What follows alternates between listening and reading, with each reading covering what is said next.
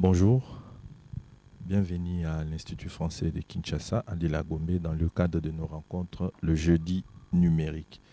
Aujourd'hui, jeudi 26 janvier 2023, nous allons aborder le thème le numérique dans le développement durable, défis et opportunités.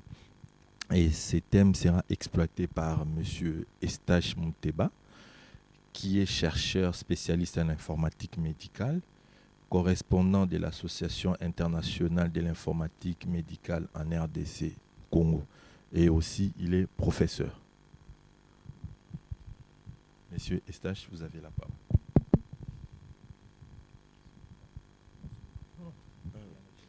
Voilà, donc comme il a fait la présentation, je vais faire une communication autour du thème le numérique dans le développement durable, défis et opportunités.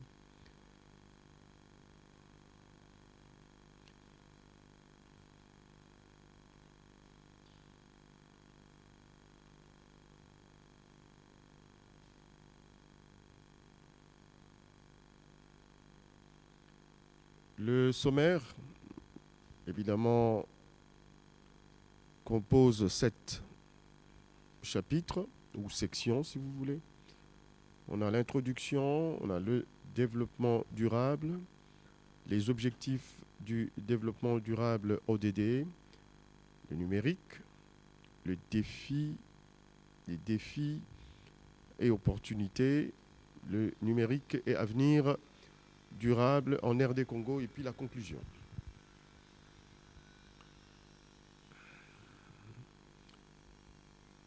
Je voudrais bien, parce que vous connaissez tous Internet, et on s'interroge, si Internet était un continent, il serait le 8e.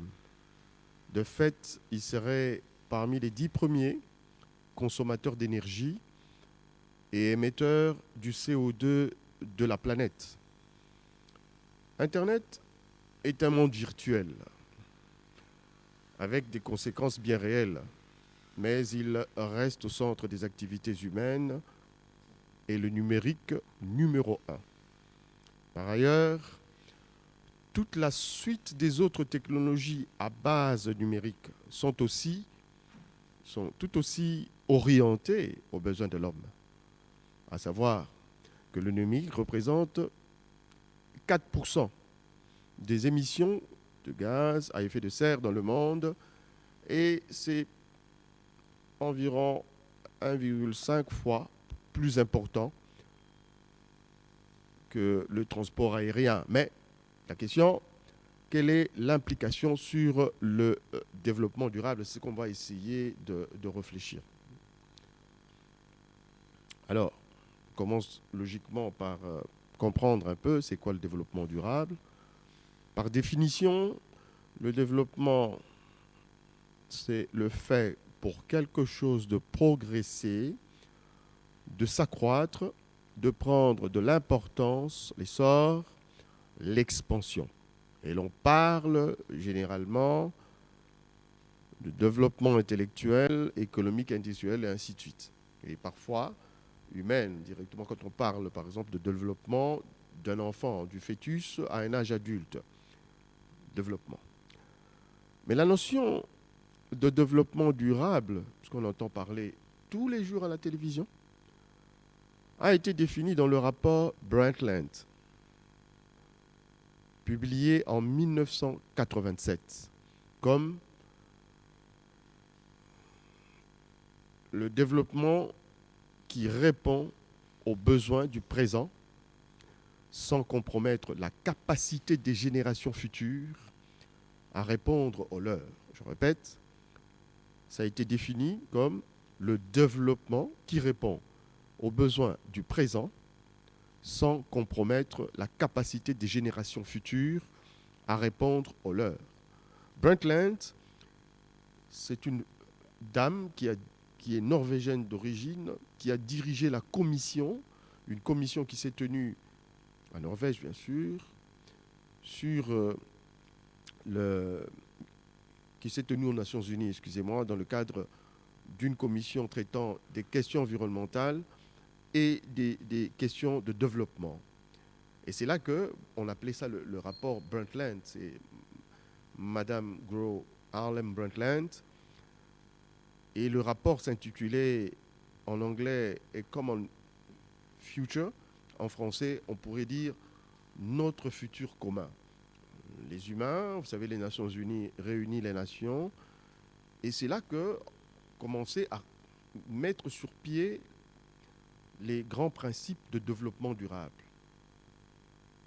Et le développement durable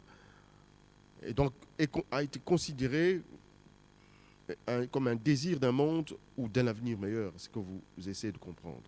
Nous parlons des Nations Unies qui regorgent les nations.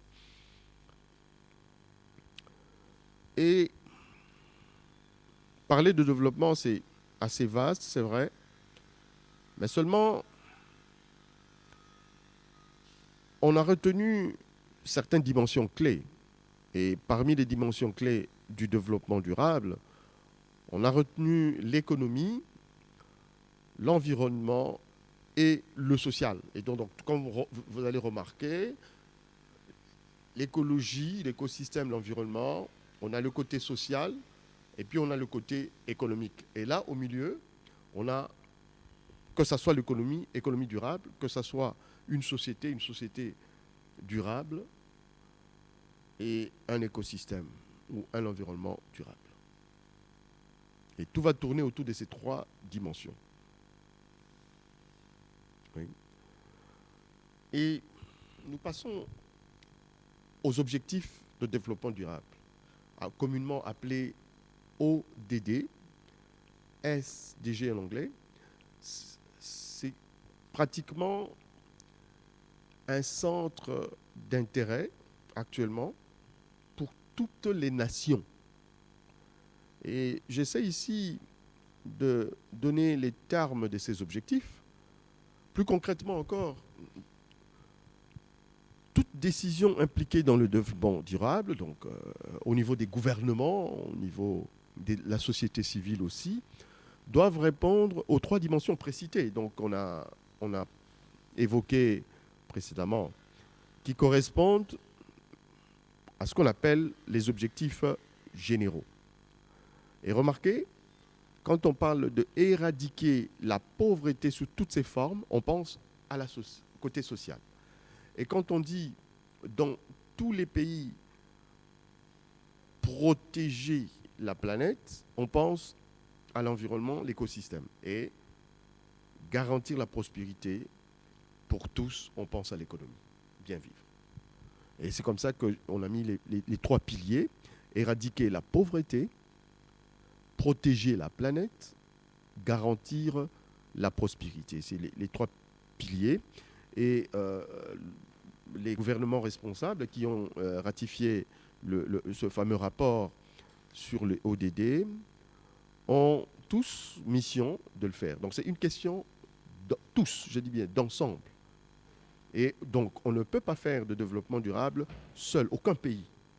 C'est comme ça qu'ils ont défini cet accord traitant les ODD, les objectifs de développement durable. Alors, au 3.2,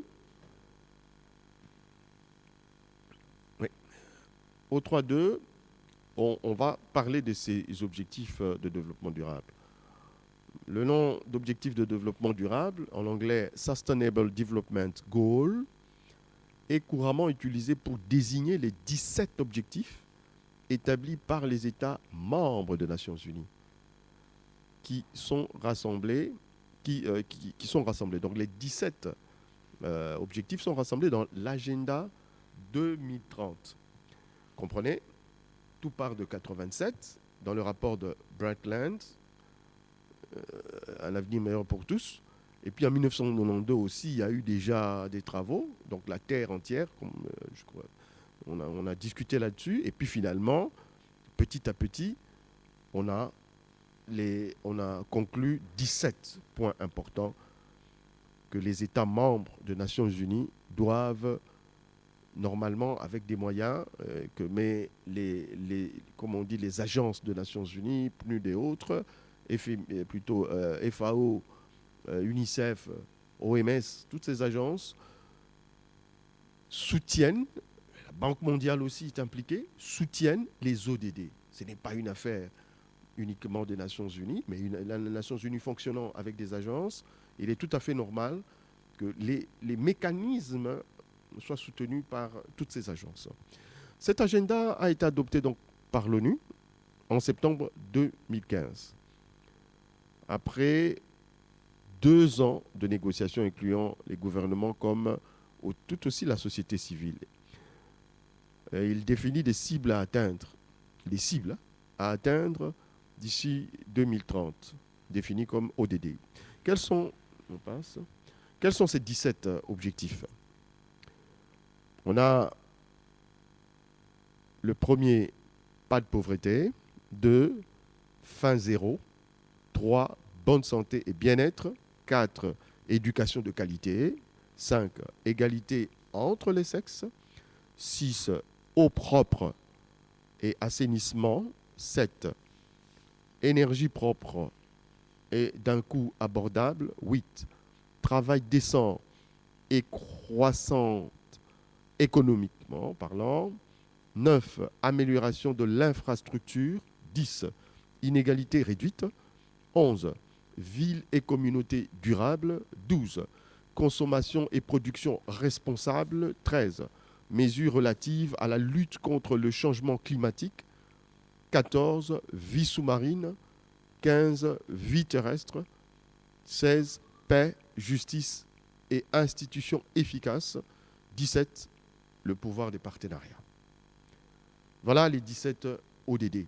Et tout ça, vous comprenez que tourne autour des 3 dimensions. Et c'est cross-cutting, comme on dit en anglais, ça s'enchevêtre. Il n'y en a pas un sans l'autre. Alors, on est ici pour le numérique, mais maintenant,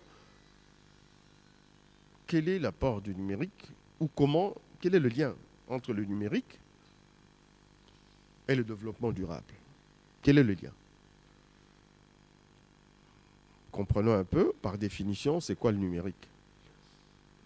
L'adjectif numérique vient du latin numerus, nombre, multitude, qui signifie représentation par nombre d'un phénomène ou de quelque chose. Comme substantif, numérique désigne dans le langage courant les technologies de l'information et de la communication. TIC.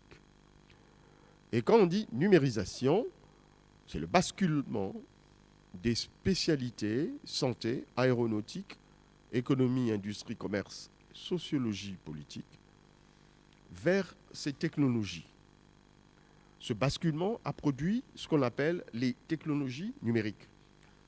Tout appareil ou équipement ayant un microprocesseur. En somme, c'est les numériques.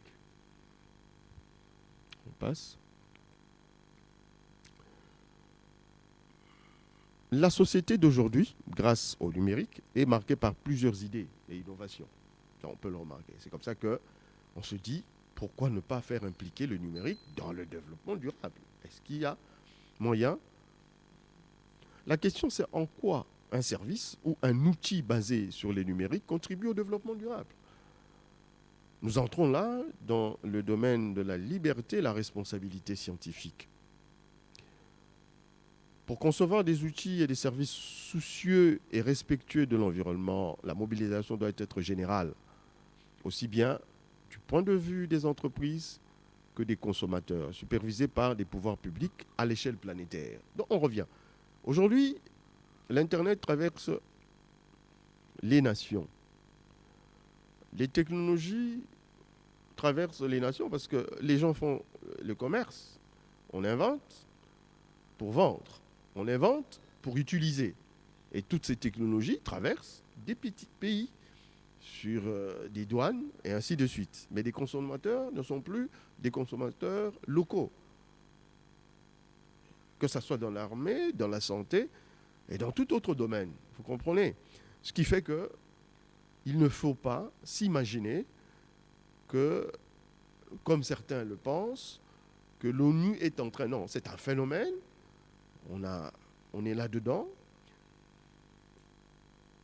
C'est un phénomène qui touche la Terre entière et qui touche tous les citoyens du monde. C'est comme ça que, pour tous les gouvernements responsables, on a imaginé une solution pour tous. Quoique, la spécificité au niveau local serait le travail de chaque gouvernement. Parce que chaque État, chaque pays a une certaine spécificité, a certaines préoccupations, a des besoins. Et puis, parlant de l'aspect des pays en développement et les pays développés, vous comprendrez qu'il y a deux vitesses.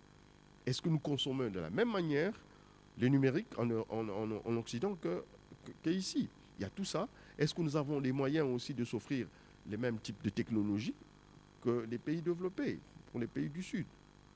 Et donc, dans cette situation-là, la politique gouvernementale serait de réfléchir sur l'adaptation de ces soucis ou plutôt objectifs globaux sur des objectifs internes. On a les 17, mais comment les réadapter sur le plan gouvernemental? Donc, nous sommes à la veille des élections, on en reviendra. Serait cela, pour un chef politique assez sensé, d'y réfléchir. Parce que c'est une question qui, en fait, facilite même les programmes de gouvernement de chaque, évidemment, parti politique ou groupement politique. La politique résout les problèmes de la société. Donc, essayez de comprendre, c'est une globalité. Et remarquez bien, au point 17, on parle de partenariat. L'État doit partenarier avec la société civile, l'État doit partenarier avec d'autres États. Mais de quelle manière? Et c'est comme ça que les assemblées, les parlements existent pour voir est-ce que si le voisin a besoin de ceci que nous on a, pouvons-nous le priver? Est-ce qu'on lui prive un certain bonheur?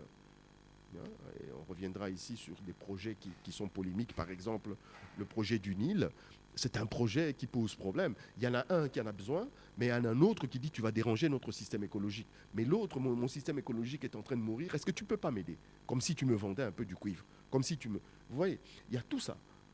C'est international, mais il y a une décision nationale. Essayez de comprendre. On peut passer. Les progrès, donc, disais-je, des numériques peuvent favoriser, accélérer la réalisation de chacun des 17 objectifs, ce que j'essaie d'expliquer, qu'il s'agisse de mettre fin à l'extrême pauvreté, de réduire la mortalité maternelle et infantile, de promouvoir l'agriculture durable et le travail décent, ou encore de parvenir à une bonne éducation dans la société. Donc je l'ai déjà expliqué autrement.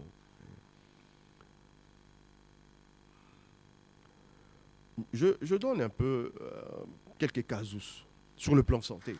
Et quand on parle de santé, on voit la dimension sociale. Remarquez, il n'y a pas longtemps, où on est presque là-dedans encore, il y a eu la Covid. Mais tout le monde est d'avis que le numérique a joué un grand rôle. Je crois que c'est...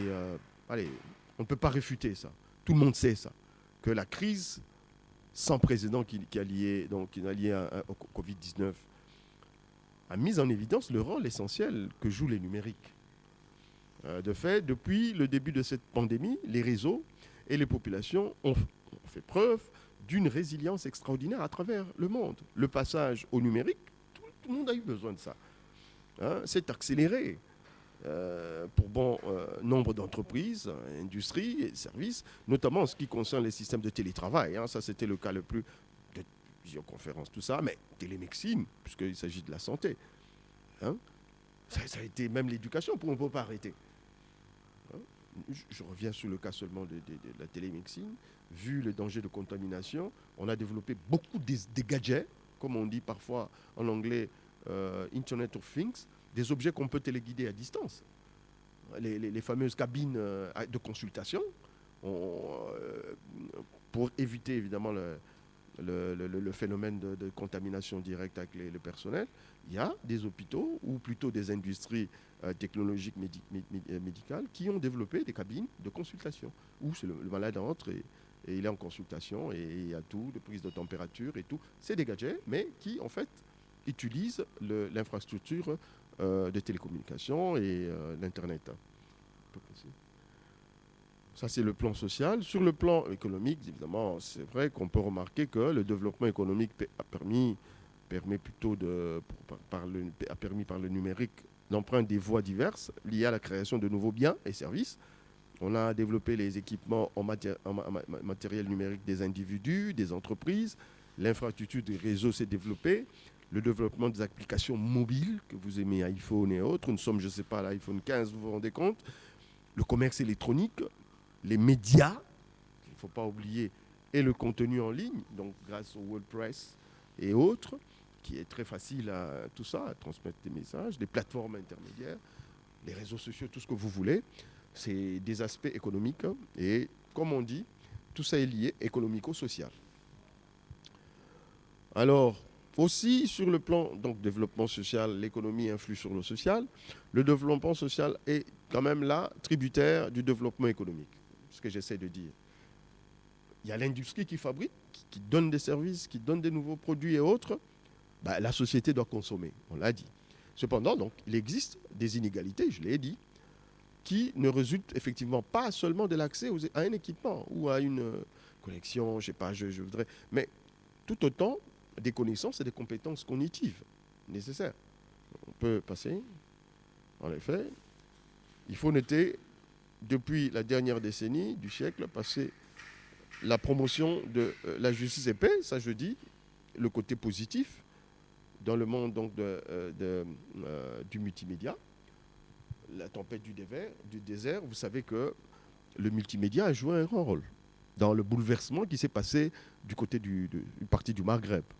Le multimédia, l'Internet, donc le web, où on a pu, les gens qui étaient dans la diaspora ont pu influencer le changement dans l'État, ont pu dénoncer même, grâce à des vidéos évidemment, des tortures et autres, dénoncer des violations de droits humains. Sur le plan social, voilà, il y a quand même un apport du numérique, donc directement. Quoique, comme on dit, l'accès aux connaissances numériques pose problème. Ça veut dire que d'un côté, il y a ceux qui, d'une certaine génération ou d'un certain milieu reculé, ne peuvent pas manipuler Internet, n'y comprennent même pas. Et parfois même, s'ils ont un téléphone, mais c'est un téléphone, comme on dit, entre guillemets, un petit chien, quoi, un petit loulou de téléphone. Mais bon, mais quand tu lui demandes d'aller vérifier ça, de télécharger ça, la personne est limitée par la connaissance. Et parfois, ça creuse ce qu'on appelle un fossé entre des générations, les plus jeunes et les adultes, dans les entreprises, même dans les hôpitaux, nous remarquons cela. Vous dites non, moi, non, le clavier là, écoutez, donnez-moi seulement un dictaphone, je parle, et puis vous récupérez et vous transformez ça en écrit. Donc les médecins, non, évidemment, non, l'ordinateur, il y a un secrétaire technique qui va. Et pourtant, il y a des données qui sont personnelles que le médecin lui-même devrait nécessairement encoder. Mais il doit parfois passer par... Pourquoi ? Parce que limité par l'usage de certains outils et par rapport à des technologies aussi, il y a certaines universités qui ont eu du mal à former évidemment leurs étudiants à des technologies de pointe et ils se retrouvent, vous quittez l'université X pour aller faire un stage à l'hôpital Diamant, mais tout est technologique à l'hôpital Diamant. Donc vous vous rendez compte, vous allez nous faire perdre du temps. Nous, on veut que vous soyez formés, que vous sortez de l'université ayant déjà des bases. Il y a toutes ces questions-là, ça fait, comme on dit, des différences entre telle école et telle autre école. Et c'est déjà aussi un problème sur le plan social que pose le numérique. Ça avance tellement et ça demande aussi il y a pas mal d'exigences tout autour des connaissances et autour aussi des moyens infrastructures que les écoles n'ont pas parfois. Alors, par rapport à l'environnement, toujours les 3 points. D'un côté, le numérique consomme beaucoup d'énergie. Donc, on parle de la pollution numérique, on a dit 4%, donc c'est quand même énorme, parce que les data centers, il y a même aussi chez soi l'utilisation, comme maintenant, là, du courant et autres, en contrepartie. Et puis, il y a aussi les déchets liés à la destruction, pas peut-être ici, mais à la destruction de certains matériels électroniques, comme on appelle la ferraillerie, quoi. Donc. Et alors, en contrepartie, le numérique, aujourd'hui, on y réfléchisse, qu'on y réfléchisse. Le numérique permet de réduire la consommation d'énergie. À la fois, pollue. À la fois, oui, ça peut donner aussi des solutions. Comment? L'optimisation des transports et des déplacements. Ça facilite. Vous savez, le métro optimisé, le temps de traîner dehors avec un véhicule. Moi, j'ai vu à Bruxelles, on a eu des journées, il y en a toujours, sans voiture. C'est parfois des emmerdements que font les écolos, entre guillemets, mais souvent milités par un groupe de cyclistes qui, à Bruxelles, par exemple, ils imposent de circuler à vélo. Pas question de véhicule parce que la pollution. Toujours des questions de changement climatique. Mais remarque que le métro, à lui-même, ne fût-ce que le métro, facilite le déplacement, parce que c'est souterrain, et donc empêche la pollution, parce que l'usage est électrique. Et puis bon, c'est souterrain. Et vous arrivez au point X, vous ne traînez pas dans l'embouteillage en train de dégager du gaz, et vous arrivez au point X. Mais aussi les voitures électriques, qui sont parfois, et évidemment surtout, des voitures à composantes, des automates en fait. C'est toujours un microprocesseur aussi. Voiture électrique, c'est aussi une solution. Et en Chine aujourd'hui, on a des taxis qui vous emmènent où vous voulez, grâce à un système de GPS, là où vous voulez, sans chauffeur. Bon, il y a pas mal de choses. Mais ça facilite aussi le déplacement dans le cadre des compagnies aériennes. Il y a des exemples aussi par rapport à ça. Le télétravail aussi a permis à ce que, je ne sors pas mon véhicule. On prend par exemple Lagos, on me dit qu'à Lagos, par exemple, c'est à vérifier, mais c'est quand même ça. Si vous avez 4 voitures, vous aurez nécessairement une obligation de ne pas sortir les 4 voitures. Donc vous pouvez en sortir 2 pour ne pas encombrer Lagos, en fait. Vous vous rendez compte? Je ne sais pas si vous voyez ce que je veux dire. Bon, ok. Je ne me demande pas de rester à la maison. C'est très ennuyeux de rester faire le télétravail parfois, parce qu'il y a tous ces enfants, il y a tous la femme et autres. Mais quand on fait le télétravail, quelque part, on ne sort pas. Donc on ne pollue pas, et ainsi de suite. En termes de gaz à effet de serre, nous sommes dans l'aspect tout ça. Bon, ça limite. Et puis le commerce électronique aussi. Ça permet aussi, ça limite aussi parfois le déplacement, quoique les gens veulent bouger. Donc on ne prend pas d'avion. C'est le cas qu'on a eu. Et d'un côté, l'industrie aéronautique pose problème. Vous voyez, tout ça, c'est des besoins de l'homme. Je dois aller au point X, mais en allant au point X, j'utilise ou je détruis en quelque sorte l'environnement. On en parlera. On passe à point 5. Voilà. Ici, nous sommes en train de chuter. Défi, opportunité. On chute. Opportunité d'abord. Opportunité. La jeunesse connaît pas mal d'opportunités, mais j'en citerai. Nous sommes conviés à développer des services ou des outils pour. La liste est très longue. Pour améliorer la connectivité. En termes de connexion, je parle dans tous les sens. Partage d'informations et autres, faciliter l'accès à baisser les coûts. Là, je parle de l'accès à la télécommunication ou plutôt à Internet et autres. Et vous connaissez le rôle de l'Internet. Améliorer la productivité des industries, oui. La robotique est là.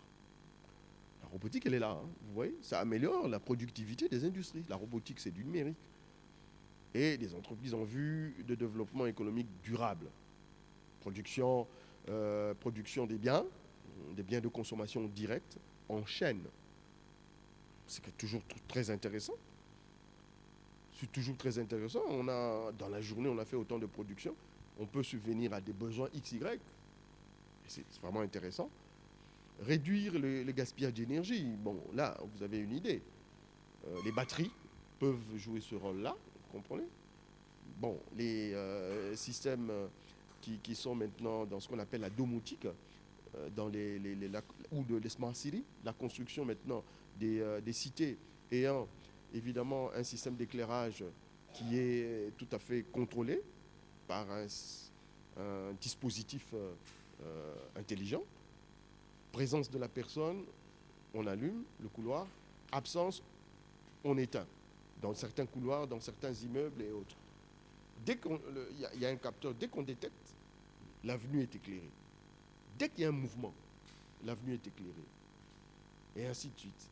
Et bon, c'est des cités, parfois c'est comme la cité du fleuve, on peut, je ne sais pas s'ils ont fait ça, mais c'est quand même l'idée, déjà d'expérimenter ce qu'on appelle l'économie d'énergie. C'est dans tous les sens. Aussi en termes d'aération dans les immeubles et autres, on peut contrôler toutes ces choses-là grâce à des systèmes qu'on appelle domotiques, des systèmes qui contrôlent évidemment tout ce qui est domestique, hein, mais même dans sa propre maison, d'ailleurs, vous le savez, on a maintenant de plus en plus des appareils qui, en fait, peuvent vous aider à faire de l'économie de pas mal de choses. Réduire l'émission de gaz à effet de serre dans le monde, ça on l'a vu, donc avec des voitures intelligentes, et puis pas mal aussi de choses. Donc, évidemment, on ne peut pas se séparer de l'ordinateur, mais on réfléchit, mais seulement, donc ça fait partie des opportunités. Donc, produire des outils. Ces outils-là dont je parle, et ces opportunités pour rester dans un contexte, ça veut dire ça peut être un logiciel, mais ça peut être un things, donc un objet, ça veut dire un appareil qui peut être de n'importe quelle taille, qui joue le rôle de pouvoir contribuer à ce qu'on appelle le développement durable en termes de social et en termes économiques et en termes de l'environnement. C'est ça l'idée. Je dis bien des services qui peuvent être tout aussi des outils. Les services, ça peut être un logiciel qui joue un rôle ou un outil parce que tout tourne autour du hardware et du software. On a l'amélioration de la santé, on a déjà des preuves, on a des logiciels à diagnostic automatique, on a pas mal de choses, des scanners intelligents, et puis il y a la réalité augmentée, en pleine intervention chirurgicale, on peut avoir une réalité augmentée grâce évidemment à des technologies d'imagerie. On a le robot Da Vinci par exemple, qui aide à faire la précision au niveau de la chirurgie, surtout des chirurgies sensibles comme des chirurgies au niveau de la colonne vertébrale ou au niveau de la tête. On a le génie génétique, de tout ça, le décodage génétique qui a accéléré évidemment la médecine de précision. On peut aujourd'hui, et d'ailleurs si vous ne le savez pas, on a par exemple le vaccin Pfizer et puis le vaccin Moderna ont été des vaccins sur base de l'intelligence artificielle. Quand je dis sur base, non, c'est pas l'intelligence artificielle a permis, selon ces techniques, à avoir des solutions rapides. Mais tout ça couplé à des appareillages. Donc, on a eu des combinaisons des formules, on a eu à faire des simulations, hein, allant du bébé jusqu'à des personnes adultes, comme si c'était, mais en ce qu'on appelle en des valeurs virtuelles. Et on a eu le in vitro qui a permis aussi de tester. Et puis, in vivo. In vivo, on a toujours des cobayes. Les cobayes, c'est toujours soit un singe et autres. Et puis, in vivo, on a eu maintenant des volontaires qui ont accepté d'être vaccinés. Et c'est comme ça que c'était vite fait. Quoique, la procédure, ça vous le savez, le cas par exemple de AstraZeneca, qui est moderne aussi, et plutôt, je dis, qui utilise des technologies, mais qui est resté dans la logique ancienne. Ça veut dire que la procédure, on prend le microbe, tout ça, et puis voilà, on fait l'inverse, et on l'injecte dans le corps humain, et on attend, et ainsi de suite. Mais c'était mis quand même assez... la technologie était là-dedans. Sauf qu'avec le Pfizer, c'est quand on dit... il injecte, et puis il étudie le comportement des gènes. C'est comme ça que dès qu'il y a une attaque, ton corps réagit, mais d'une manière intelligente, parce que c'est à base des gènes génétiques, gènes. Et les gènes ont un rôle très important, comme on pourra le voir plus tard dans d'autres, évidemment, communications. Le génie génétique a permis de faire des précisions pour le cas de cancer, le cas de diabète et autres, de précision de traitement, si vous voulez, des molécules et autres là. On a, sous le plan éducation, on a eu l'enseignement à distance et aujourd'hui, nous sommes en train de militer à ce qu'on fasse des lois, donc l'État fasse des lois où les États, donc j'ai eu la chance d'être convié par 2 fois d'ailleurs à ce qu'on appelle les sommets scientifiques de la francophonie. mais dans le cadre de l'enseignement et la recherche. Et là, parmi mes propositions, c'est d'instaurer ou d'instituer une loi sur l'adoption de l'enseignement traditionnel et l'enseignement, évidemment, à distance. Ça veut dire que l'enseignement à distance va devoir appuyer nécessairement l'enseignement traditionnel. Donc la continuité de l'éducation. L'enfant pourra, à la maison, continuer à être, à vaquer évidemment entre petites distractions et autres, mais de manière assez, comme on dit, autonome, de manière assez dégagée, de manière assez libre, pour voir ce qu'on appelle le constructivisme, c'était ça la théorie, donc construire sa propre connaissance, et à la maison. Mais utilisant des outils, parce que parfois, à l'époque, quand on n'avait pas des bouquins, quand on ne savait pas appeler un copain, on a un devoir, qu'est-ce qu'on fait? Eh bien, on se réveille très tôt et on attend. On attend que le copain vienne. Et quand le copain vient en retard, avant le dépôt du devoir, je crois que tu as un sérieux problème. Tu te dis, je ne sais pas ce qui va se passer. Mais si il vient à temps, tu as le temps aussi de refaire 2-3 choses pour les cas des devoirs à domicile, ça vous savez. Mais maintenant, avec Internet et avec des outils à distance, votre téléphone, Android, vous savez résoudre 2-3 choses. On a rapproché les administratifs des administrés, le e-government. Ça veut dire qu'aujourd'hui, bon, je ne critique pas, mais c'est quand même une blague, qu'on a fait un logiciel qui permet de s'inscrire à la CENI, comme on dit, en préalable. Mais je l'ai fait, mais ça ne fonctionne pas. Pourquoi? Connexion. Vous voyez un peu, vous voyez ce que je veux dire? Ces jeunes qui ont fait cet outil, mais c'est ça, rapprocher l'administré. Mais attends, de faire une demande, par exemple, d'une attestation à la commune en ligne. Et aller, on peut faire des paiements, hein, c'est vrai, en ligne. Et puis récupérer l'original. C'est très vite fait parce que tout est planifié, de sorte que quand tu viens, tu vas dans les services population, mais tu récupères ton document. Tu n'as pas à attendre. Pourquoi? Parce que c'est une urgence. Enfin, ça tourne, c'est du tic-tac, tic-tac.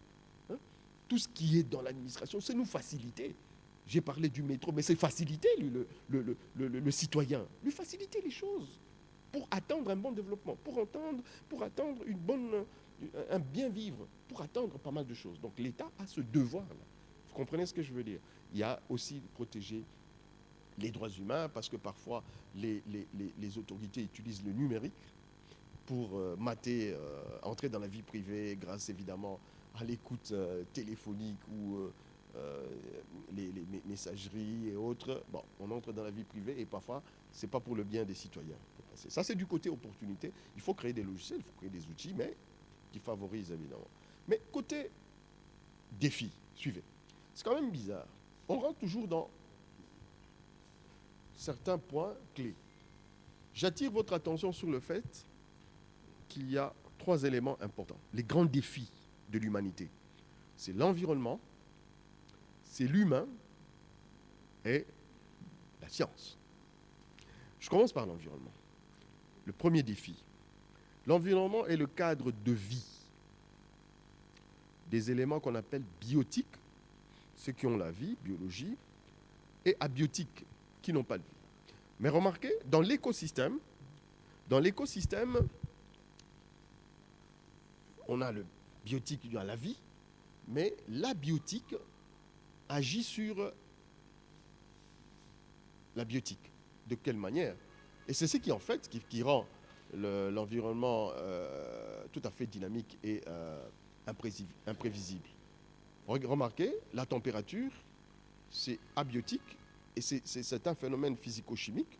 L'eau, dans sa composition, et l'ensoleillement, le sol, et ainsi de suite. Il y a pas mal des éléments, des phénomènes qu'on appelle abiotiques, qui influent l'écosystème. L'écosystème où il y a la biotique, biologie, les hommes, les animaux, les arbres. Mais seulement, les hommes ont construit aussi des éléments artificiels. Les éléments artificiels, c'est ça, les buildings, tout ce qu'on a, tout autour de nous, c'est l'homme qui l'a fait. À quel niveau, justement, ça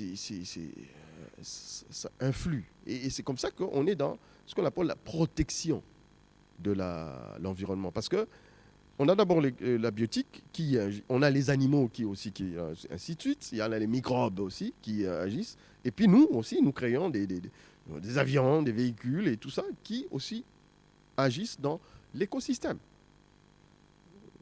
Donc l'environnement, c'est le plus grand défi de l'homme, mais le plus grand défi dans le sens que tout ce qui cherche à transformer, et l'homme par surcroît le premier, ce qu'on verra, l'humain, fait qu'il y a des changements. Je ne parle pas seulement de changement climatique, mais des changements. Et de ses propriétés même. L'environnement est dynamique et imprévisible. Ensuite, nous avons les humains. Deuxième élément, point, et le plus grand défi, l'humain lui-même, au centre de l'humanité, soumis à vivre dans l'environnement et aux besoins quotidiens, à savoir les besoins de santé, de sécurité, de respect de la vie, de l'équilibre et le bien-être, de l'accès à la connaissance. Donc, tout ça. Et on avait dit que le cadre de vie de l'homme, c'est l'environnement. Et l'homme, dans cet environnement, est soumis à des besoins quotidiens. Je ne sais pas si vous voyez ce qu'il y a comme nuance ou relation. Le cadre de vie qu'on a imposé à l'homme par le Créateur, c'est l'environnement là qu'on appelle le monde. Mais entre-temps, cet humain-là est soumis à des besoins qui peuvent emmener à transformer ce monde-là. Cependant, oui, pour répondre à ces besoins, on a la science qui est la connaissance au centre. Donc la science qui permet aux humains de comprendre l'environnement dans lequel ils vivent, où ils sont soumis à vivre, avec des besoins. Alors, je vois ici Newton, un savant que vous connaissez, dans ces principes sur physique, évidemment, il parlant des atomes physico-chimiques, parlant des atomes. Il dit, chaque atome a des propriétés spécifiques, caractéristiques. Mais seulement, la combinaison des atomes crée une autre spécificité, caractéristique. Et quand on regarde bien, dans un ensemble d'atomes qui sont spécifiquement caractérisés, mais unis, ça crée la compréhension du monde. Je ne sais pas si vous voyez ce que je veux dire. Parce que, évidemment, tout ce qui est biotique, partant du principe bio-chimico-physique, tout ce qui est de l'homme, et il y a l'aspect biochimique, on voit les molécules. Mais avant de voir les molécules, on voit les atomes. C'est comme ça que les médicaments interagissent avec le corps humain. Et lui a dit, voilà, tout ce qui est là, tout ce qui est biotique, est caractérisé par des atomes. Les arbres, et ainsi de suite, par des atomes. Et donc l'étude des plantes, par exemple, crée évidemment la découverte des molécules. Et là, la transformation va créer, la combinaison des molécules va créer un médicament. Vous voyez ce que je veux dire? Et la compréhension, lui, il l'a dit. Mais aujourd'hui, on revient à sa fameuse thèse là. Oui, effectivement, oui. La compréhension du monde, c'est parfois cette compréhension-là, assembler une spécificité sur une autre spécificité, va créer quelque chose. Alors, la science qui doit être au service de l'activité humaine, puisque je l'ai dit, les besoins quotidiens, c'est quoi? Créés par ces activités, je me lève, j'ai besoin de ceci, et ainsi de suite. Mais pour la civilisation, la société, pour soutenir la créativité humaine, pour apprendre le monde. Je ne sais pas si vous comprenez. La science, c'est source de connaissances, mais dotée, comme on dit naturellement, ou un héritage naturel que l'homme a, c'est la connaissance. Et le pouvoir de découvrir ce monde-là, et pouvoir découvrir des choses, évidemment, par des principes. Et enfin, de résoudre les problèmes qu'il rencontre des civilisations en civilisation. Donc la science, la connaissance a été le seul pouvoir que l'homme a eu face à ce monde dynamique et imprévisible. Maintenant, remarquez, le numérique reste, pour le moment en tout cas, le grand accélérateur. Je ne sais pas si vous voyez ce que c'est une accélération. Vous comprenez? Ou l'ascenseur. Et le numérique, oui. Je prends les cas de Pfizer, je reviens sur ça. Et attends, En une année, des milliers Non, moi j'ai vu l'histoire. J'ai vu ça comme documentaire. Comment, à la Première Guerre mondiale, les gens étaient décimés. Mais par une guerre, évidemment, des morts en milliers. Mais là, c'est une maladie. J'ai lu l'histoire de Louis Pasteur. Hein, j'ai été même à la Fondation Pasteur en France. Comment est-ce que les gens étaient décimés par des épidémies. Il a pu, grâce à la science, découvrir des pénicillines et autres, la rage et toutes les maladies qui ont décimé. Il en a 3 à peu près, qui lui a valu, comme on dit, ce pouvoir-là, et scientifique. Mais c'est grâce à la science. L'homme est face à quelque chose qu'il ne comprend pas. Mais qu'est-ce que c'est que ça? C'est quoi ça?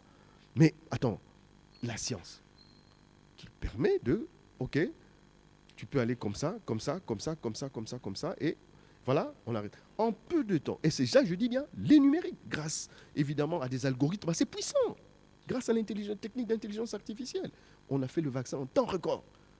Quoique, il y a certains qui pensent que, mais oui, puisque ceux qui mourraient auraient préféré quand même avoir le vaccin que de ne pas avoir le vaccin. Du coup, on est encore à ce problème-là de 2 vitesses, le monde développé avec ses besoins et le sous-développé avec ses besoins. Donc on reste toujours dans une certaine logique. Hein, et il faut adapter, je dis bien, sa situation face à ce qui est présenté comme solution. Numérique. Hein. Cependant, face à cette explosion de connaissances, le numérique vous donne des connaissances. Ouais, on peut faire des clonages. Hein. Allez-y comprendre. On te duplique. Mais est-ce que c'est bon sur le plan éthique?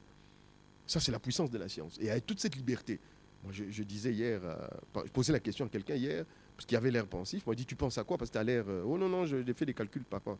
Ok, d'accord. Mais tu étais perdu là. Enfin, tu n'étais pas là. Je te regardais, mais tu étais comme si j'allais te prendre une photo.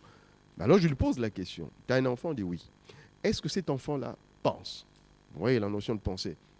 Tel qu'il est là, il bouge, l'enfant de 2 ans, il va là, ça et là. Est-ce que cet enfant pense? Oui, il pense, parce que c'est ça en fait, certaines propriétés. Oui, l'enfant pense. Il pense à des calculs, ces petites, comme on dit, son corps qui est tout petit, tenir des choses, faire ceci, faire cela, manger, tout ça. Il doit réfléchir. C'est ça l'intelligence qui est déjà en développement. Mais le tout passe par l'apprentissage, n'oubliez pas ça. Il y a les phénomènes innés, mais l'apprentissage qui va de génération en génération. L'expérience scientifique des uns et des autres, l'héritage scientifique de certains pays développés a fait leur avance, a fait ce qu'ils aient une certaine longueur d'avance sur les autres, qui évidemment doivent suivre. Et c'est ça la force. Donc je voulais dire qu'on ne peut pas empêcher, si déjà l'enfant a une pensée qui est tout à fait libre, on ne peut pas empêcher des innovations, se nourrir dans le cerveau. Non, ça vient. Dans les écoles et tout ça, ça vient. À l'école primaire, ça vient. Tu vas voir, mais pourquoi est-ce que tout le monde fait ça? Mais pourquoi est-ce que... Je me souviens, c'était à l'école, enfin, dans un des cours, on avait des algorithmes à faire, évidemment l'informatique, et évidemment le professeur avait toujours un schéma qu'il donnait pour le raisonner. Et puis, du coup, il y a eu parmi nous des étudiants qui, lui, non, c'était tout petit comme algorithme, mais qui résolvait le problème, qui répondait au truc. Mais pourquoi il a réfléchi comme ça? Donc on ne peut pas empêcher ça. Là, ça dans la tête, on ne peut pas empêcher. Cette liberté de freedom of science, cette liberté de réfléchir. Donc on n'empêche pas ça, parce que c'est là dans l'âme, c'est dans l'esprit. Toutes ces innovations cachées au fond des jeunes et autres adultes qui ont l'expérience, c'est impossible de les empêcher. C'est ça la liberté scientifique. Et on doit les protéger, on doit les subventionner. Seulement, il faut savoir, je l'ai dit, tous ces apports scientifiques, qu'est-ce que ça fait en fait? Que fait-elle en fait? Pourquoi est-ce que je fais tel schéma?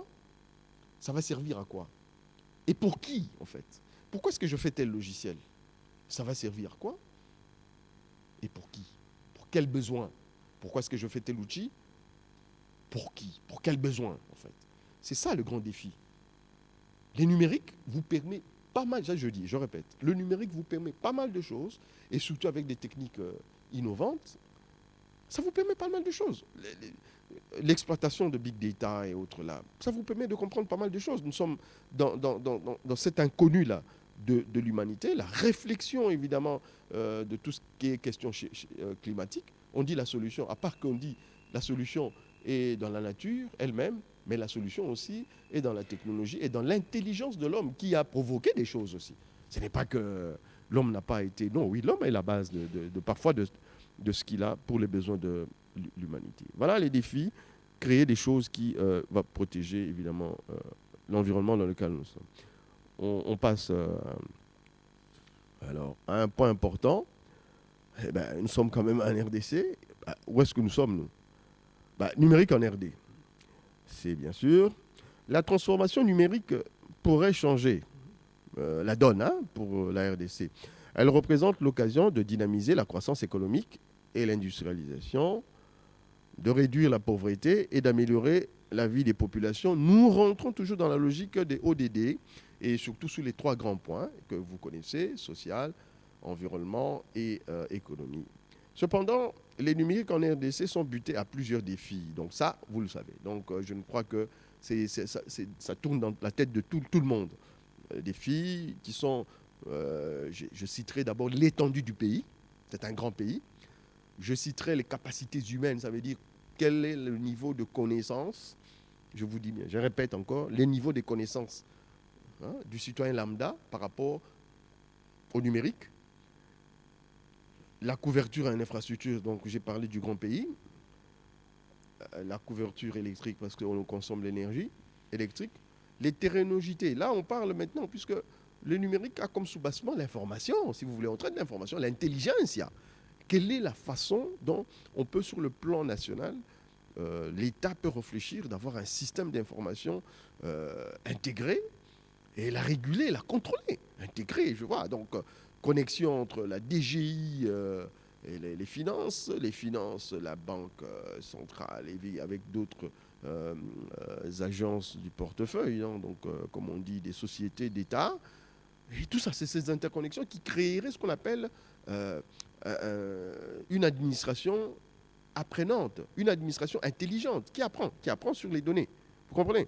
Donc, sur le plan décisionnel, le ministre de la fonction publique aurait eu certaines informations bien compilées, il aurait pris une bonne décision pour le bien-être des fonctionnaires. Mais s'il ne les a pas, ou il les a en retard, et il ne les a pas dans les bonnes conditions, quelle est la décision que vous avez? Quel est le bien-être que vous allez donner à votre tout ça donc, l'administration, votre administration, c'est vraiment un problème sérieux que nous avons. Mais cela ne date pas évidemment du gouvernement du président Félix Tshisekedi. Cette volonté-là de s'impliquer dans le numérique date depuis les gouvernements passés, donc peu après Mouzito. Et logiquement, vous comprenez, il y a eu des actions isolées depuis Mobutu, puisque nous, on était les plus jeunes encore. On a milité, donc on avait des associations pour militer aussi pour l'informatisation, pour faire entendre l'informatique au Zaïre. J'avais moins de 30 ans à l'époque. Ça ne date pas d'aujourd'hui, mais sur le plan ODD, ça date un tout petit peu sous Matata.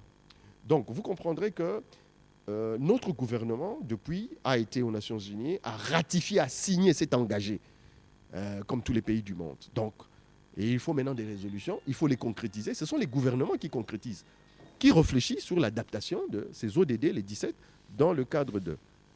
Et nous sommes dans la concrétisation, évidemment. Je citerai donc le gouvernement de président Félix. Il y a cette volonté, puisqu'on a créé une agence, on a créé d'abord un ministère, on a créé des agences. On est là dans... Ouais, donc on est... donc, en fait, je disais que la vision du chef de l'État consistant à engager la République démocratique du Congo dans un tournant décisif vers le numérique, afin de faire du numérique congolais un levier d'intégration, de bonne gouvernance, de croissance économique et de progrès social. Et c'est là, donc je vous inviterai à lire le plan national du numérique, le PNN. C'est le plan donc, du développement numérique. Ce plan national dit quoi? Le PNN est axé sur 4 piliers, il faut retenir ça. Donc c'est des opportunités pour vous, les jeunes et autres hommes d'affaires, de s'impliquer. L'infrastructure, de donner des solutions d'infrastructure en rapport avec le numérique. Le contenu, on parle en termes d'information. Quel contenu devrons-nous avoir? L'usage applicatif, c'est des logiciels, évidemment, comme on a eu sur la CENI. La gouvernance, ça c'est le e-government, donc l'administration, et puis l'état civil, les naissances, on l'a en temps réel. Et puis la régulation, le contrôle, parce qu'il faut qu'il y ait des lois et autres pour réguler l'Internet, pour réguler le commerce électronique, pour réguler les MPSA ici, hein, parce qu'il y a des conflits, j'ai envoyé, j'ai pas envoyé, mais c'était tu as fait quoi, et ainsi de suite. C'est du numérique, ça. Il y a pas mal de conflits, surtout dans des milieux reculés où c'est les agents qui font la loi, hein, qui disent que bon, là, les villageois ont ce qu'on appelle la ménopause du numérique. Ça veut dire que, vu leur dépassement, ils ne peuvent pas comprendre le numérique.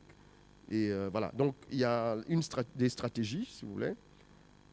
Là, on a les piliers infrastructures. On parle en termes de bande passante, centre de données, équipements connexes, incitatif, plutôt l'incitatif d'accès et à la révolution connectée. Donc, on a RAM qui a emmené la logique de connexion, hein, un peu partout. Ça, c'était le programme RAM, si vous voulez. On peut passer. Le contenu,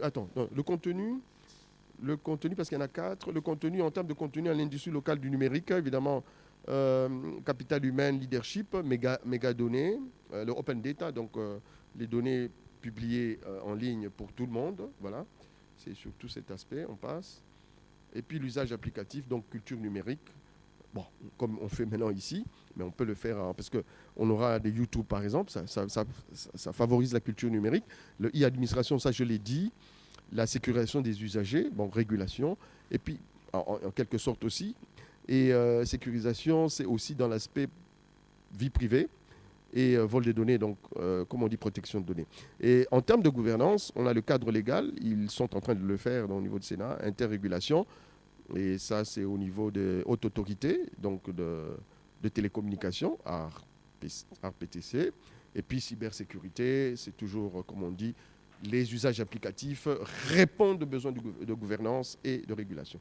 En conclusion, alors comme conclusion, suivez, pour concevoir des produits et des services soucieux et respectueux de l'environnement, la mobilisation d'aide générale, disais-je, aussi bien du point de vue des entreprises que des consommateurs, supervisés par les pouvoirs publics à l'échelle planétaire. Je répète ça parce que c'était très important. En effet, le digital durable devra forcément être le fruit d'une concertation mondiale. Ce n'est pas l'affaire d'une personne. C'est pourquoi le partenariat est exigé au niveau de ODD 17, afin d'installer un nouveau modèle d'industrie circulaire, à l'instar de son cousin germain, l'économie circulaire à l'époque.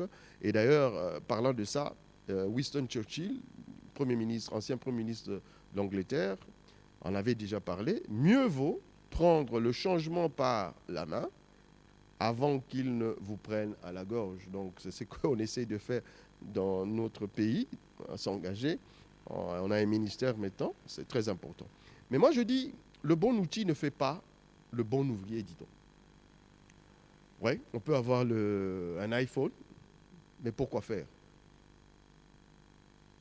Quelle est la valeur ajoutée dans ce que tu fais, tes propres activités? Nous devons repenser nos modèles de développement basés sur le numérique. On doit repenser. Pourquoi cet outil? En quoi c'est utile pour moi? Faudra-t-il que je paye sa chère? Ainsi de suite. Les technologies sont bel et bien là, mais nous ne devons pas les mettre au service d'une économie. Nous devons plutôt les mettre au service d'une économie responsable, du bien-être social et d'un environnement paisible. J'ai dit et je vous remercie.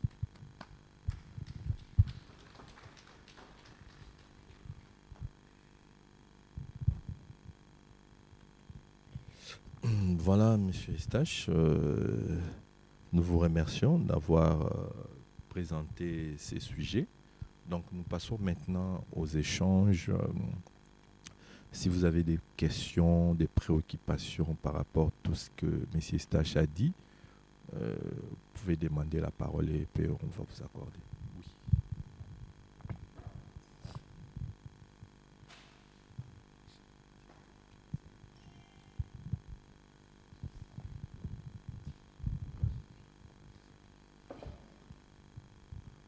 Bonjour à tous. Je me nomme Tuel Nakweti. Je suis journaliste et spécialiste en marketing digital. J'ai une question à poser à l'expert devant moi. La petite question est, en Afrique, on a déjà un problème à ce qui concerne la culture numérique en général.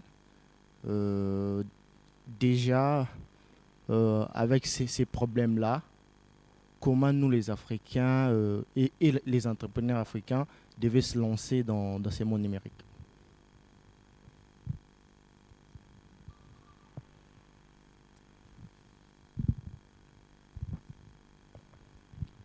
Donc, l'insuffisance de connaissances numériques. Point 1. 2. Comment parvenir? Je crois que, je l'ai dit si tu n'es pas là, mais je le répète, on a une solution commune qui est soutenue par les Nations Unies. Et les Nations Unies a des agences. Ça, c'est très important de savoir. Mais chaque gouvernement a une politique gouvernement, a un budget. Ça, c'est de 2. La politique du gouvernement est soutenue par les agences. En termes de médias, la politique du gouvernement, grâce aussi à ces agences internes, qu'on peut appeler des hautes autorités, connaît les besoins en termes de médias. C'est comme ça qu'il y a des formations, soit dit en passant, sur le WordPress qu'on organise, subventionnées par l'État. J'ai cité le terme subventionné. Il faut des subventions à toute créativité. Je parle bien de subventions. Et en termes de société civile, si vous êtes dans une association, et même si vous êtes dans une société, il est possible d'obtenir, grâce à des petits projets, des fonds qui, nécessairement, puisque c'est une priorité, en formulant bien un projet, vous pouvez arriver à obtenir des fonds. Je dis bien des fonds. Mais c'est peut-être une longue démarche. Mais on revient toujours à cet aspect de responsabilité locale des gouvernements, d'aller dans l'esprit des ODD. Et, comme je l'ai dit, les agences de Nations Unies, puisque eux-mêmes, donc lui-même, les Nations Unies, ou elle-même, Nations Unies, est à la base de ce grand projet mondial, il y a une obligation d'aider les pays en voie de développement. Et d'ailleurs, c'est le combat qu'on a au niveau de l'UNESCO. Et là, je te demande d'aller au site de l'UNESCO parce que l'UNESCO soutient la presse, hein, donc entre autres guillemets, et ça c'est vraiment sérieux, au niveau de l'UNESCO. Il faut aller sur le site de l'UNESCO et il y a pas mal de choses, mais il faut y aller en termes de projet aussi. Avoir un projet, il y a des concours, il y a pas mal de choses. En termes de subventions, si vous n'avez pas vos propres moyens. Merci.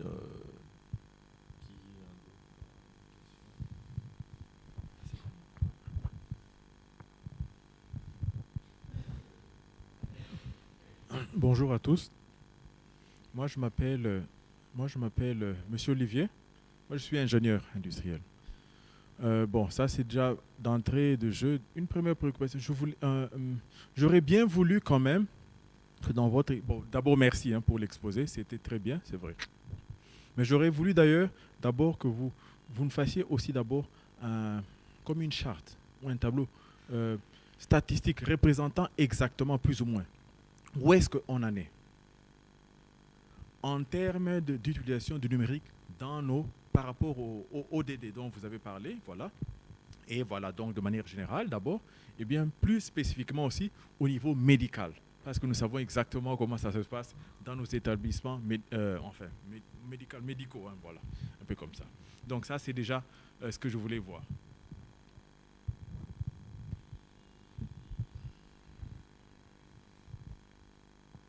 Voilà, oui. En fait, tu aurais remarqué que les slides, on me reproche toujours de faire beaucoup de slides. Je ne sais pas si tu as compté le nombre de slides.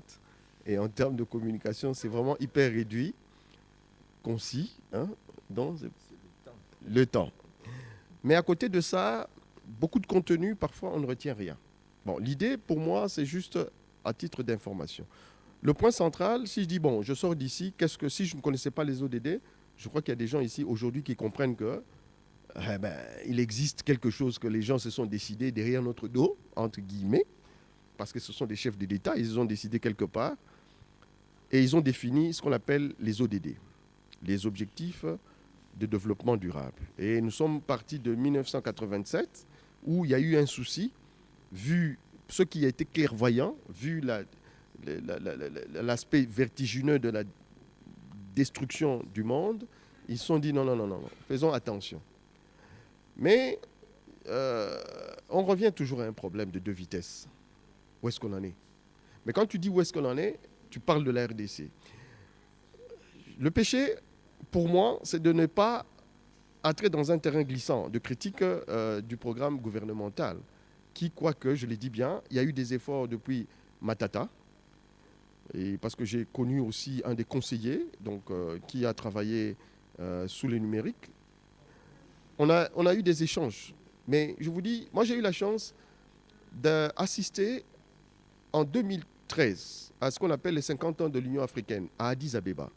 Et là, invité comme expert, c'était quoi en fait? ICT for Development for Africa. Comment est-ce que les numériques vont développer? Je vous dis, c'est une préoccupation qui date de pas demain ou plutôt d'hier, mais avant-hier, il y a longtemps déjà. Les experts en parlent, mais les grands visionnaires, c'était les Occidentaux, ça c'est clair. Vu leur consommation, vu leurs besoins, c'est toujours en termes de besoins. Bon, est-ce que tous les ODD là, nous sommes impliqués en termes de besoins directs? Non. Mais là où nous sommes, je te donne les cas de la ville de Kinshasa, mais c'est catastrophique. Nous ne savons pas, par exemple, avoir des petits robots. Je donne un exemple banal qui pourrait, je vous dis, ça existe, des robots qui, en fait, qu'on jetterait, pas jeter, non, qu'on disposerait dans nos rivières et qui ont rôle, d'abord, qui a une sorte d'entonnoir pour avoir un certain équilibre, où il y a un dispositif intelligent qui, en fait, avale les plastiques. Tout ce qui est déchets. Avale, je vous dis bien, avaler. Et les traites, ou les compacts, dès que c'est plein, ça signale. Donc, tu vois quand il y a les pluies, vous voyez comment tout ce qui est déchets vient. Ouais, mais c'est téléguidé. Attends, mais c'est comme les drones, pratiquement, comme les drones, contrôlés, mais c'est là dans la rivière et ça récupère. En fait, ça joue le rôle presque de drainage ou de récupération. Ce que fait la RVF, la Régie de voies fluviales, pour les bateaux. Mais ils n'ont même pas ces genres de matos. Ouais. Donc, ces robots-là existent. C'est des inventions, des gadgets. On n'en a pas. Ça coûterait combien? Les robots pour nettoyer les avions, ça coûterait combien? Tu as vu ce qui se passe au niveau de Kitambo Magasin, ou ce qui s'est passé, parce que je crois qu'on les avait évacués. Attends, ils prennent les déchets avec les mains. Attendez, allez-y comprendre sur... non, attends, une fois oui, mais 2 fois, 3 fois, c'est de quoi être dingue quand même. Donc, on a un sérieux problème. Ça, c'est sur le plan seulement environnemental, il y a pas mal de choses qu'à l'ISTA ou en Polytechnique, on peut fabriquer. Automates, je dis bien des automates, pour faire des tris. Mais on n'en a pas vraiment. En fait, non.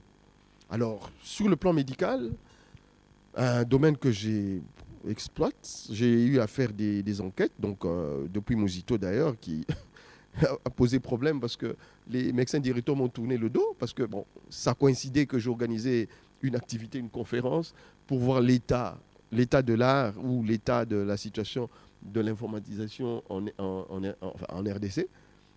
J'ai lancé des invitations, et puis 2 semaines après, parce que je devais convier sous le haut patronage, vous voyez, donc le ministre de la Santé savait, ainsi de suite, et puis comme les services s'interconnectent, le Premier ministre savait. Et du coup, le Premier ministre Mouzito, il a fait une mission de descente dans les jours qui suivaient, pour voir l'état de la situation des hôpitaux. Bon, soi-disant qu'il voulait... Bon, lui, il est inspecteur de nature. Les médecins directeurs se sont dit, mais non, il vient nous contrôler ou quoi? Mais ça doit être le monsieur là. Rien à voir. Et je n'ai pas pu avoir à collecter les données sur les besoins. Parce que moi, à l'époque, j'avais des partenaires. C'était question de voir quels sont les besoins et comment est-ce qu'on va intervenir. Je n'ai pas pu. Parce que la politique a fait frein. De manière tout à fait assez bizarre. Du coup, en tant qu'enseignant, J'ai, dans le cadre de cours d'informatique médicale et spécifiquement à l'université Sigmo Kimbangu pendant 15 ans, donc depuis 2006, année académique 5-6, et plus vers les années 2009, j'ai instauré un TP pratique. Et là, évidemment, c'était question de ce qu'on appelle le management de la santé.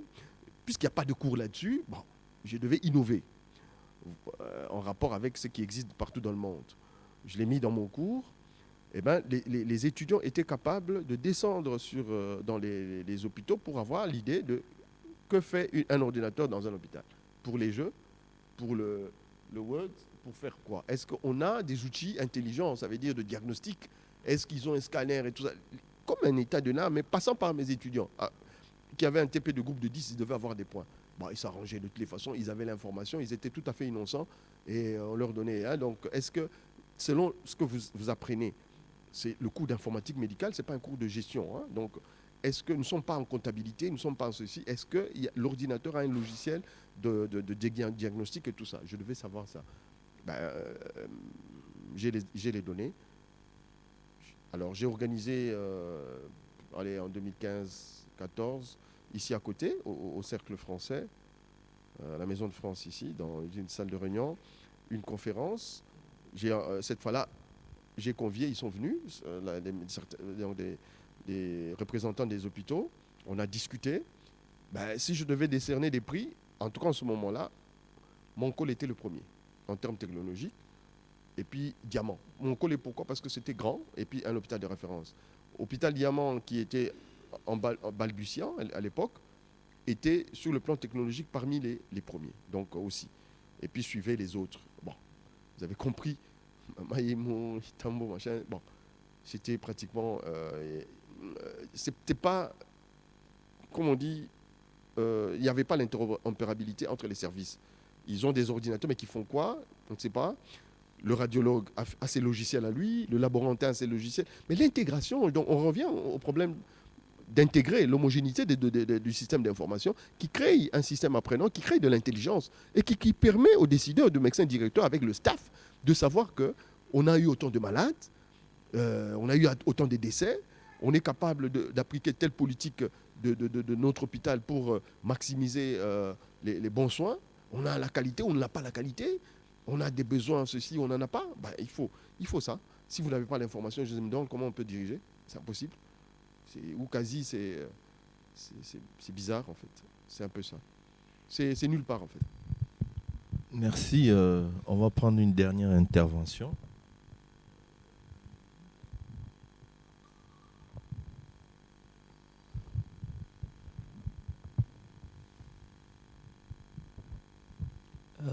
Je vous remercie pour m'avoir accordé la parole. Je suis Monsieur Christian Kayamba, étudiant à l'Université de Kinshasa en communication.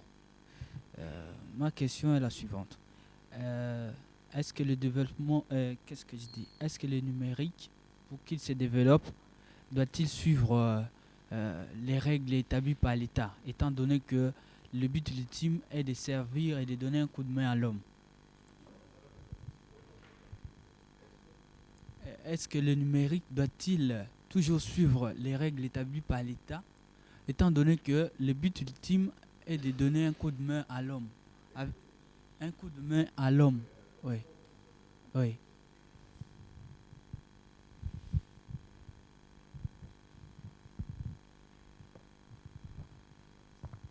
Bon, une question qui est importante, parce que ça revient à ce que j'ai dit. Est-ce que tu peux enfreindre à la liberté de la pensée d'un enfant? Parce que si aujourd'hui on dit que... tu vois, quand on parle de droits humains, je ne sais pas si tu as une idée. On veut vous imposer des choses, non? C'est pas ça. Mais adulte, vous comprenez ce que je veux dire? Moi, je réfléchis comme ça, tu m'imposes autre chose. Est-ce que ça marche? Hein? Vous voyez, est-ce que ça marche? C'est difficile. Bon, maintenant, l'enfant là, est-ce que tu peux? Tu vas lui dire, écoute, Benjamin, mets-toi un peu là. Dès que tu quittes dans son visuel, tu quittes son visuel, et même sous le plan audio, on n'entend pas tes pas, qu'est-ce que fait Benjamin? Benjamin se lève. Il va faire quoi? Il va toucher les BD, parce que c'est là où il y a son intérêt. Il va les prendre. Dès qu'il entend un bruit, il revient. Il reprend une position. Oui, il reprend une position. Ce qui fait que je parle du freedom, la liberté. Non, c'est impossible au départ. Mais, il y a un mais. Il faut qu'il y ait ce qu'on appelle la régulation. C'est comme ça qu'aujourd'hui, Internet nous pose problème parce que c'est, ok, moi je suis dans la presse, je peux balancer n'importe quoi. Je peux balancer des photos, je peux dire des choses sur YouTube. Et puis dans WhatsApp. Et puis quand c'est dans WhatsApp, c'est dans un réseau aussi de WhatsApp. Et quand c'est dans un réseau de WhatsApp, finalement, de la vie privée de quelqu'un, vous pouvez vous faire ça. Audio, dire des choses. Mais l'audio là est numérisé, non? Mais balancer en moins de quelques minutes, partout. Est-ce que c'est bon ça? Est-ce que l'État ne devrait pas intervenir? Oui. Pourquoi est-ce qu'il y a la haute autorité de régulation des médias? C'est justement ça. Là où te limite ta liberté, c'est là où commence celle des autres. Et s'ils sont nombreux, parlons des atomes, c'est l'État. L'autre, c'est déjà l'État. Créé, mais...